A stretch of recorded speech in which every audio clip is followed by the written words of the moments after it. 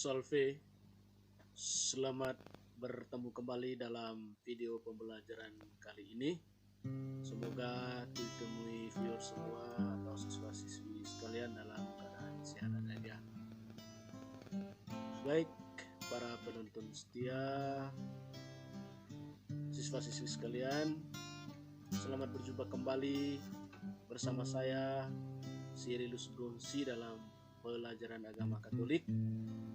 Pada kesempatan ini kita akan membedah tema tentang arti dan makna gereja. Dalam mempelajari tema ini ada dua pokok bahasan yang akan kita gali bersama. Yang pertama, gereja sebagai umat Allah. Yang kedua, gereja sebagai persekutuan yang terbuka. Pada kesempatan yang pertama, kita akan menjelaskan tentang gereja sebagai umat Allah. Baik siswa-siswi sekalian, sebelum kita melanjutkan pelajaran kita di video pembelajaran kali ini, terdahulunya kita awali dengan doa. Saya mengajak kita semua untuk berdoa.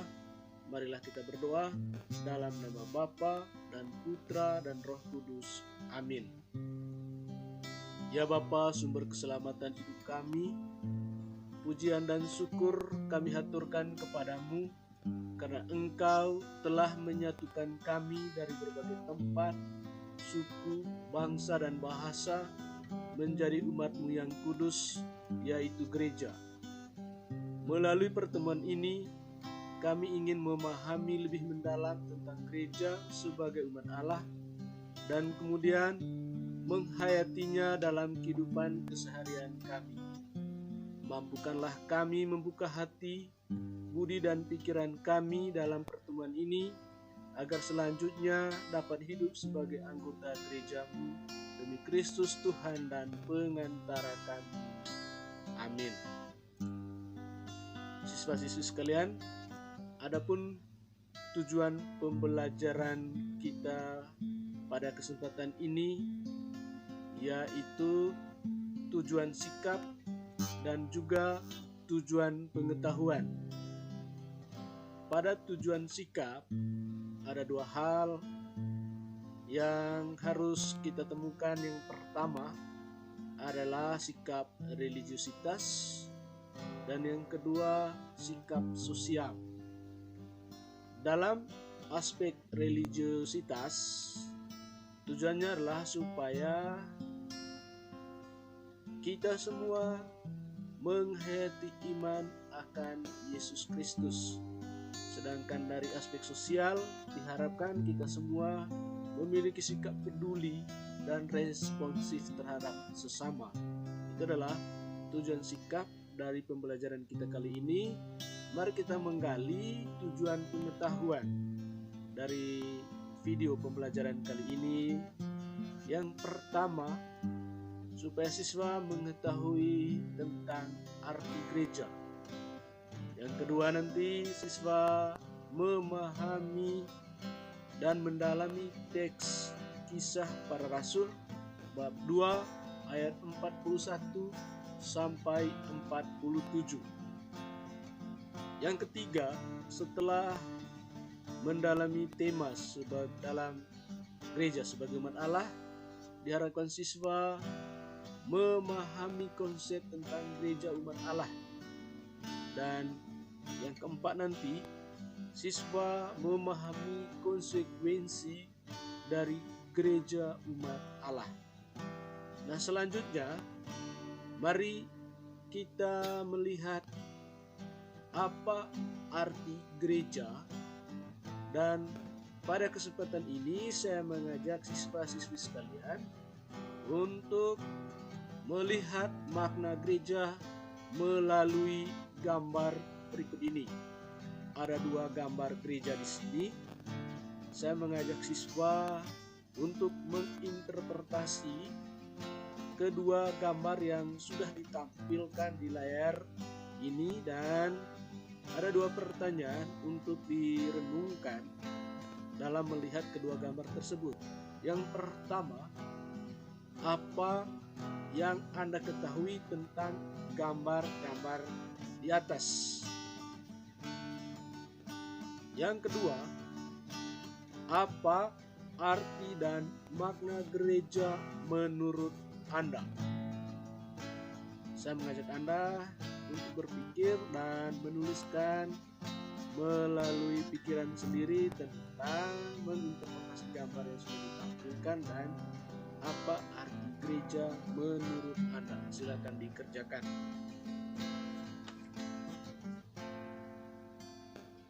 Baik anak-anak sekalian, setelah melihat kedua gambar tersebut, mari kita memberikan kemungkinan jawaban dari dua gambar yang sudah ditampilkan kepada Anda sekalian. Yang pertama, kita melihat gambar tersebut, gambar 1, kita melihat gereja adalah gedung. Sebagai gedung, gereja dilihat sebagai rumah Allah, tempat untuk berdoa, kemudian tempat untuk kita merayakan perayaan Ekaristi. Lalu tafsiran yang kedua dari gambar yang sudah ditampilkan kepada Anda sekalian adalah gereja adalah ibadat. Kalau kita lihat atau kita menyaksikan kehidupan kita setiap hari, bahwa kita sering melakukan ibadat di gereja. Selain melakukan ibadat, kita juga sering merayakan perayaan Ekaristi setiap hari Minggu di gereja. Lalu yang ketiga, setelah kita lihat gambar, kemudian kita mengartikan apa itu gereja, bahwa gereja adalah ajaran, bahwa selain gereja sebagai tempat ibadat, dalam gereja juga ada ajaran-ajaran yang mau disampaikan kepada umatnya atau kepada pengikutnya. Ada dogma yang disampaikan oleh gereja. Kemudian arti gereja berikutnya setelah kita melihat gambar 1 dan gambar 2, kita melihat gereja dilihat sebagai sebuah organisasi atau lembaga sejagat atau lembaga internasional. Bahwa dalam gereja Katolik kita melihat sebagai sebuah organisasi di mana di sana ada kepalanya, ada wakilnya, atau boleh dikatakan bahwa ada struktur organisasi dalam gereja, mulai dari paus, uskup, pastor paroki, dewan pastoral paroki, dewan stasi, sampai kepada ketua kelompok atau ketua KBG. Yang berikutnya, setelah kita melihat gambar, kita menginterpretasikan kalau gereja itu adalah umat pilihan, bahwa kita sebagai warga gereja adalah orang-orang yang dipilih khusus oleh Allah. Kita secara khusus dipanggil oleh Tuhan untuk melaksanakan tugas kita masing-masing, baik sebagai abang maupun sebagai imam.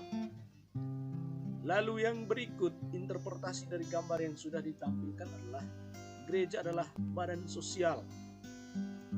Karena gereja adalah badan sosial, dia merupakan lembaga amal.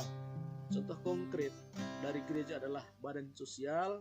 Kita bisa melihatnya bagaimana kepedulian gereja terhadap pendidikan, di mana gereja membangun sekolah untuk bidang kesehatan, gereja membangun rumah sakit, dan juga karya pelayanan gereja dalam bidang-bidang yang lain. Misalnya untuk memajukan kehidupan ekonomi umatnya, gereja membuka koperasi. Contoh konkret dari gereja sebagai badan sosial.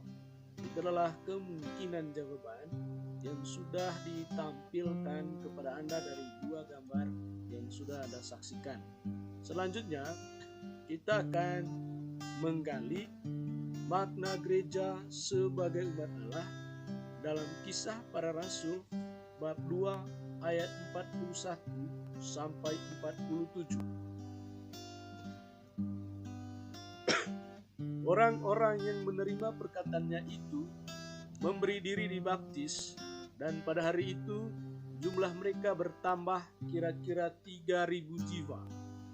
Mereka bertekun dalam pengajaran rasul-rasul dan dalam persekutuan, dan mereka selalu berkumpul untuk memecahkan roti dan berdoa. Maka ketakutanlah mereka semua, sedang rasul-rasul itu mengadakan banyak mukjizat dan tanda. Dan semua orang yang telah menjadi percaya tetap bersatu, dan segala kepunyaan mereka adalah kepunyaan bersama. Dan selalu ada dari mereka yang menjual harta miliknya, lalu membagi-bagikannya kepada semua orang sesuai dengan keperluan masing-masing. Dengan bertekun dan dengan sehati, mereka berkumpul tiap-tiap hari dalam bait Allah. Mereka memecahkan roti di rumah masing-masing secara bergilir dan makan bersama-sama dengan gembira dan dengan tulus hati, sambil memuji Allah. Dan mereka disukai semua orang. Dan tiap-tiap hari Tuhan menambah jumlah mereka dengan orang yang diselamatkan. Baik siswa-siswi sekalian, kita tadi sudah mendengar teks Kisah Para Rasul bab 2 ayat 41 sampai 47. Selanjutnya, mari kita mendalami teks kitab suci tersebut, khususnya teks Kisah Para Rasul bab 2 ayat 41 sampai 47 dengan menjawab dua pertanyaan berikut ini. Yang pertama, apa pesan teks Kisah Para Rasul bab 2 ayat 41 sampai 47 dalam hubungan dengan gereja sebagai umat Allah? Yang kedua, ayat-ayat manakah dari teks yang menceritakan makna gereja sebagai umat Allah? Saya mengajak siswa-siswi sekalian untuk mengerjakan dua soal yang sudah diperdengarkan kepada Anda sekalian. Nah, mari kita mendalami teks Kisah Para Rasul bab 2 ayat 41 sampai 47. Yang pertama, dari teks tersebut bisa disimpulkan bahwa hidup mengumat adalah hakikat gereja itu sendiri. Bahwa gereja sebagaimana awalnya, sebagaimana yang sudah kita dengarkan tadi dalam Kisah Para Rasul bab 2 ayat 41 sampai 47, mereka selalu hidup bersama. Mereka adalah hidup mengumat dan percaya kepada Yesus Kristus melalui pewartaan yang disampaikan oleh murid-murid Yesus, melalui kesaksian murid-murid Yesus. Yang kedua, bahwa dalam hidup mengumat, semua orang memiliki martabat yang sama, bertanggung jawab akan fungsinya dalam membangun gereja. Bahwa tiap-tiap orang memiliki tanggung jawab dan fungsi untuk menghidupkan gereja.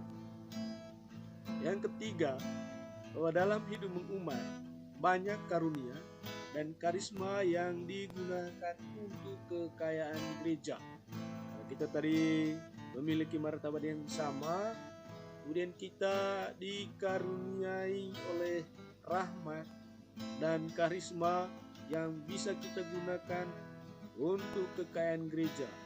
Sehingga setelah kita mendengarkan teks tadi, kita bisa mendalami bahwa kita semestinya berpartisipasi aktif, bekerja sama dalam membangun gereja sebagaimana yang dicontohkan oleh cara hidup jemaat perdana dalam Kisah Para Rasul bab 2 ayat 41 sampai 47, di mana tadi mereka hidup bersama, selalu bertekun dalam doa, kemudian selalu memecahkan roti dan berdoa bersama-sama. Kemudian rasul-rasul di situ mengadakan banyak mukjizat dan tanda. Dan selanjutnya orang-orang percaya kepada Yesus. Kemudian cara hidup jemaat perdana berikutnya adalah mereka menjual harta miliknya, lalu membagi-bagikannya kepada semua orang sesuai dengan keperluan masing-masing. Itu adalah cara hidup jemaat pertama, sebagaimana yang kita temukan tadi dalam teks Kisah Para Rasul bab 2 ayat 41 sampai 47. Baik, siswa-siswi sekalian, selanjutnya mari kita menggali tentang ajaran gereja dan makna gereja sebagai umat Allah. Yang pertama, kita melihat hakikat dari gereja sebagai umat Allah.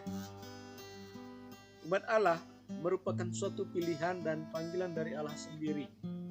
Umat Allah adalah bangsa terpilih, bangsa terpanggil. Yang kedua, umat Allah dipanggil dan dipilih oleh Allah untuk misi menyelamatkan dunia. Yang ketiga, hubungan antara Allah dan umatnya dimeteraikan oleh suatu perjanjian. Umat harus menaati perintah-perintah Allah dan Allah menempati janji-janjinya. Yang keempat, umat Allah selalu dalam perjalanan melewati padang pasir menuju tanah terjanji. Artinya, umat Allah sedang bersiarah di dunia menuju rumah Bapa. Itu adalah hakikat gereja sebagai umat Allah. Hal ini juga ditampilkan oleh cara hidup orang-orang Yahudi, di mana orang-orang Yahudi atau orang-orang Israel yang berada di bawah penindasan Raja Firaun bangsa Mesir, mereka keluar dari penindasan tersebut melalui Musa. Kemudian mereka melakukan perjalanan menuju Kanaan. Kanaan merupakan tanah yang dijanjikan Yahweh untuk orang-orang Yahudi. Kemudian Yahweh mengadakan perjanjian dengan bangsa pilihannya, dan kita lihat Yahweh selalu menepati janjinya dan umat Israel juga harus menaati janji, dan kita juga menaati janji sebagaimana yang disampaikan dalam kitab suci Perjanjian Lama dalam kitab Keluaran. Selanjutnya, mari kita melihat tentang dasar dan konsekuensi gereja sebagai umat Allah.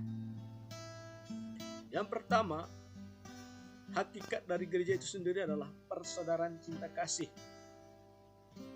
Hal ini sudah ditunjukkan oleh cara hidup jemaat perdana, bagaimana mereka selalu hidup bersama, penuh persaudaraan, berdoa bersama, saling membagi harta miliknya untuk diberikan kepada yang membutuhkannya. Lalu yang kedua, ada aneka macam karisma dan karunia yang tumbuh di kalangan umat yang semestinya dipelihara dan dikembangkan untuk pelayanan dalam gereja. Bahwa kita semua memiliki karunia yang berbeda-beda untuk mengembangkan gereja dan juga untuk melayani gereja.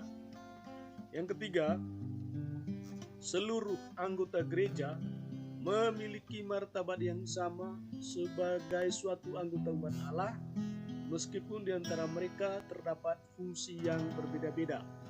Kita sebagai umat Allah memiliki tugas masing-masing dengan fungsinya masing-masing. Imam berfungsi sebagai imam, sebagai pemimpin, dan juga sebagai pelayan, dan umat juga memiliki fungsi dan tugas untuk berpartisipasi aktif dalam kehidupan gereja. Itu adalah dasar dan konsekuensi gereja sebagai umat Allah.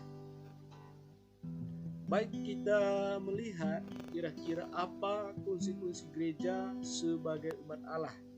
Yang pertama, mari kita melihat konsekuensi gereja sebagai umat Allah untuk umat atau awam. Yang pertama, umat harus menyadari kesatuannya dengan umat yang lain atau menghayati iman dalam kebersamaan sebagaimana ditunjukkan dalam kisah jemaat perdana, di mana mereka selalu hidup berkumpul bersama, hidup penuh persaudaraan. Yang kedua, umat aktif ambil bagian dalam kegiatan-kegiatan hidup menggereja di lingkungan atau di wilayahnya dengan segala karunia dan karisma yang dimiliki.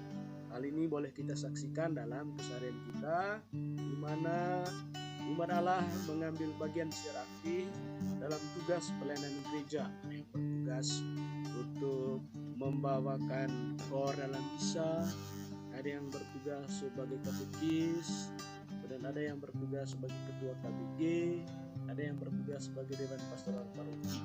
Ini merupakan bentuk kerjasama kita atau bagaimana partisipasi awam dalam menghidupkan gereja. Lalu mari kita melihat kira-kira apa konsekuensi dari gereja sebagai umat Allah untuk kaum hierarki. Yang pertama, kaum hierarki mesti menyadari tugas kepemimpinan sebagai tugas pelayan. Yang kedua, hierarki memberi ruang dan tempat bagi umat untuk berperan aktif dalam membangun gereja dengan karisma dan karunia yang mereka miliki. Kita melihat yang pertama bahwa tugas hierarki adalah menjadi pelayan sebagaimana yang dicontohkan oleh Yesus dalam perjamuan malam terakhir, di mana Yesus melayani murid-muridnya dengan membasuh kaki murid-murid Yesus. Itu adalah contoh konkret dari tugas pelayanan yang dilakukan oleh kaum hierarki atau biarawan-biarawati atau kaum klerus. Selanjutnya, hierarki memberi ruang dan tempat bagi umat untuk berperan aktif, bahwa dalam kehidupan bergereja atau dalam kehidupan bergereja bukan hanya hierarki saja yang aktif, tapi juga hierarki mesti memberikan ruang untuk partisipasi umat dalam hidup menggereja. Baik para siswa sekalian, setelah kita mendengarkan berbagai penjelasan tentang gereja sebagai umat Allah, mari kita memberikan kesimpulan terkait dengan pembelajaran kita di video kali ini. Yang pertama, gereja adalah gedung. Selain itu, gereja juga merupakan tempat ibadat untuk umat Katolik. Gereja adalah organisasi internasional dengan Paulus sebagai kepala.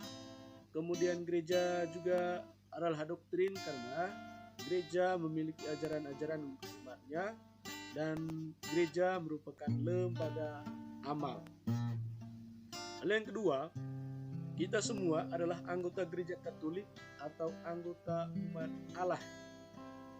Dan yang ketiga, kebersamaan, kekeluargaan, persatuan, persekutuan dari keanekaragaman dalam iman akan Kristus, itulah ciri-ciri dari gereja. Baik anak-anak, demikianlah penjelasan tentang gereja sebagai umat Allah. Nantikan video berikutnya tentang gereja sebagai persekutuan yang terbuka.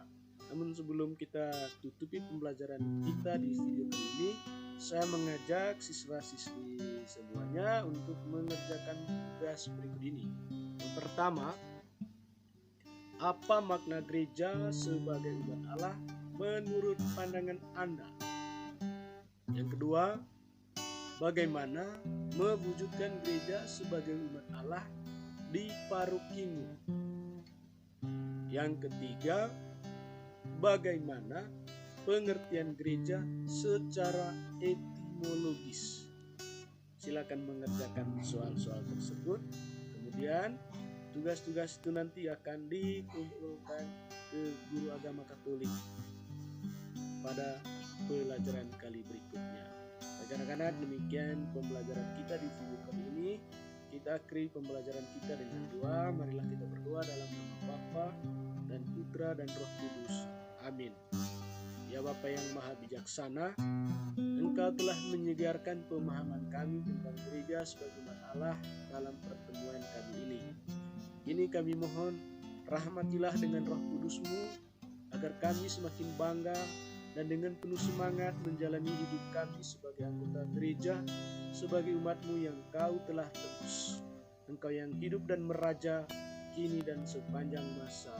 Amin.